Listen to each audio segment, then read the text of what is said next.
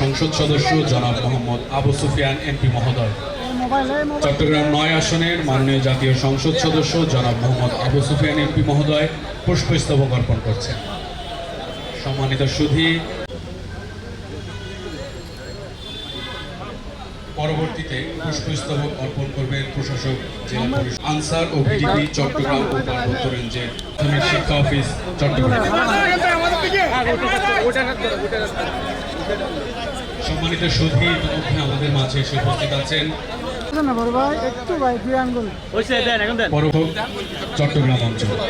পরবর্তীতে পুষ্পস্তবক অর্পণ করবেন নির্বাহী প্রকৌশলী এলজিইডি চট্টগ্রাম, পুষ্পস্তবক অর্পণ করবেন নির্বাহী প্রকৌশলী সড়ক। পরবর্তীতে পুষ্পস্তবক। সম্মানিত সুধী, এই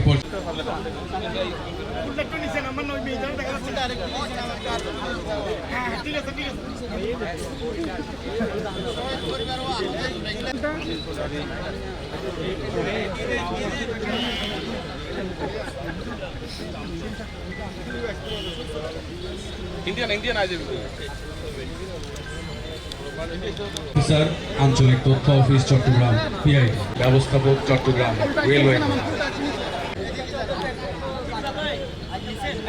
জবাবদিহিতা ও বৈষম্যহীন মানবিক সমাজ ব্যবস্থা প্রতিষ্ঠিত হবে। সম্মানিত সুধী, ইতিমধ্যে আমাদের মাঝে এসে উপস্থিত হয়েছেন চট্টগ্রাম ৯ আসনের মাননীয় জাতীয় সংসদ সদস্য। আমাদের মাঝে আজকে পুষ্পস্তবক অর্পণ করেছেন ভূমি মন্ত্রণালয়। গণতান্ত্রিক বাংলাদেশ গঠনের পথ পুনরুজ্জীবিত হয়েছে। আমরা গভীর শ্রদ্ধার সঙ্গে স্মরণ করছি জুলাই